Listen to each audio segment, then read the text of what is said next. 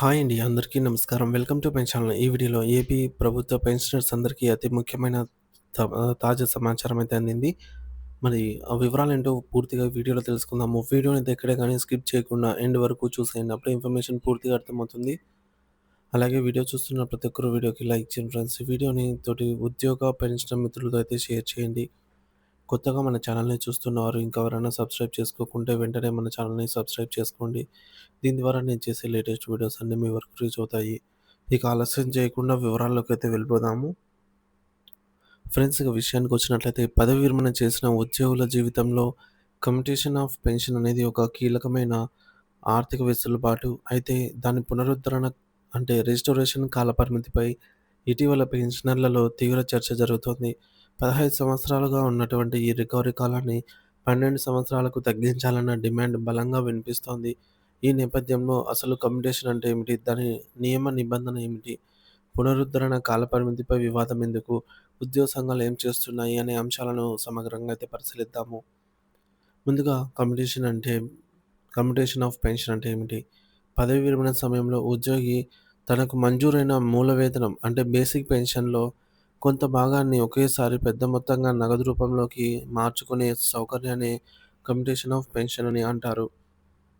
So, commit చేసుకోవడానికి నియమాలు Andhra Pradesh revised pension rules 1980 appendix 4లోని కమ్యుటేషన్ రూల్స్ 1944 ప్రకారంగా ఒక ఉద్యోగి తన బేసిక్ పెన్షన్‌లో గరిష్టంగా 40% వరకు కమ్యూట్ చేసుకోవచ్చనైతే ఉంది. అలాగే ఎవరు అర్హులు అన్న విషయానికొచ్చినట్లయితే సూపరాన్యుయేషన్ అంటే నిర్ణీత వయసుతో రిటైర్డ్ అయిన వారు, అలాగే స్వచ్ఛంద పదవి విరమణ వీఆర్ఎస్ పొందిన ఉద్యోగులు కూడా కమ్యుటేషన్‌కు అర్హులవుతారు.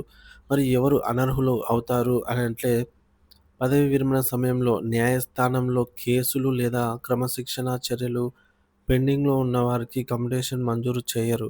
ఆ కేసులు పరిష్కారమయ్యాక నిబంధనల మేరకు దరఖాస్తు చేసుకోవచ్చు. ఇక రెండోది కమ్యుటేషన్ పునరుద్ధరణ, రీస్టోరేషన్ మరియు 15 ఏళ్ల నిబంధన. ఉద్యోగి కమిట్ చేసుకున్న 40% పెన్షన్ భాగాన్ని ప్రభుత్వం 15 సంవత్సరాల పాటు అనగా 180 నెలలు వడ్డీతో సహా నెలవారీ వాయిదాలలో అతని పెన్షన్ నుంచి రికవరీ చేస్తుంది. ఈ 15 ఏళ్ల కాలం పూర్తయిన తర్వాత కట్ అవుతున్నటువంటి 40% మొత్తాన్ని తిరిగి పెన్షనర్‌కు చెల్లించడాన్నే పునరుద్ధరణ, రీస్టోరేషన్ అంటారు. ప్రభుత్వ ఉత్తర్వులు జీఓఎంఎస్ నంబర్ 44 డేటెడ్ ఆన్ 19థ్ ఫిబ్రవరి 1991 మరియు సర్క్యులర్ మెమో తేదీ 11థ్ జూలై 1996 ప్రకారంగా కమ్యుటేషన్ తీసుకున్న తేదీ నుంచి 15 సంవత్సరాలు గడిచిన తర్వాత కమ్యూట్ చేయబడిన పెన్షన్ భాగం పునరుద్ధరించబడుతుంది. ఇక మూడోది 15 ఏళ్ల కాల పరిమితిపై వివాదం ఎందుకు? అసలు లెక్క ఏమిటి? అని చూసుకున్నట్లయితే ఉద్యోగ సంఘాలు మరియు నిపుణులు ఎత్తి చూపుతున్నటువంటి ప్రధాన వాదన ఏమిటంటే ప్రభుత్వం అసలు మరియు వడ్డీని చాలా తక్కువ కాలంలోనే రాబట్టుకోగలిగినప్పుడు 15 ఏళ్ల పాటు రికవరీ చేయడం అనేది అన్యాయమని వారి వాదన.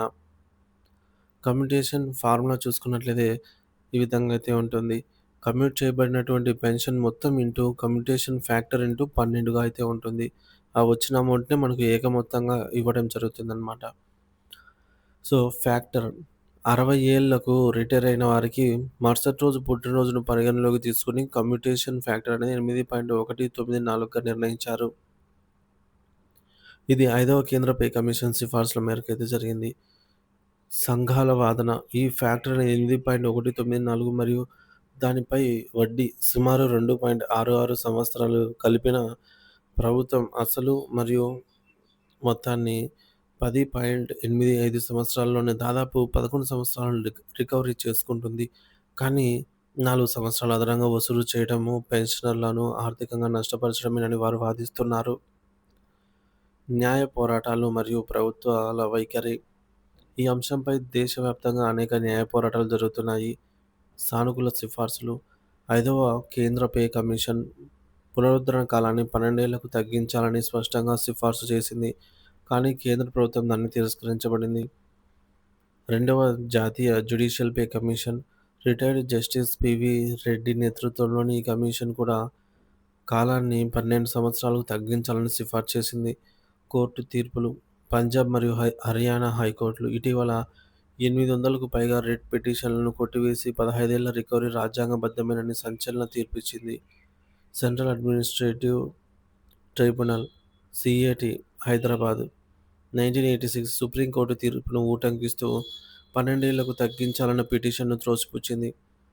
ఆంధ్రప్రదేశ్ హైకోర్టు పరిణామం చూసుకున్నట్లయితే, పిటిషన్ల విచారణ సందర్భంగా రాష్ట్ర ప్రభుత్వం సానుకూలంగా స్పందించి, కోర్టుకు వెళ్లిన వారికే కాకుండా 31 అక్టోబర్ 2024 నుంచి నాటికి అప్పటికి 11 సంవత్సరాలు 3 నెలలు అంటే 135 నెలలు చెల్లించిన వారి పెన్షనర్స్ అందరికీ తదుపరి ఉత్తర్వులొచ్చే వరకు రికవరీ నిలుపుదల చేస్తూ మెమో జారీ చేసింది. ఇది పెన్షనర్లకు తాత్కాలిక ఊరటనిచ్చింది. ఐదోది ఉద్యోగ సంఘాల పాత్ర మరియు భవిష్యత్ కార్యాచరణ. కోర్టు తీర్పులు మిశ్రమంగా ఉన్న నేపథ్యంలో state government pensioners association, SGPA వంటి సంఘాలు న్యాయ పోరాటాల కంటే ప్రభుత్వంతో ప్రత్యక్ష సంప్రదింపుల మార్గాన్ని ఎంచుకున్నాయి. ప్రభుత్వానికి విజ్ఞప్తి: కేరళ, మధ్యప్రదేశ్, ఒరిస్సా, పంజాబ్ వంటి రాష్ట్రాలు ఇప్పటికే పునరుద్ధరణ కాలాన్ని 12 ఏళ్లకు తగ్గించాయని, అదే మాదిరిగా ఆంధ్రప్రదేశ్‌లో కూడా అమలు చేయాలని ప్రభుత్వాన్ని కోరుతున్నాయి.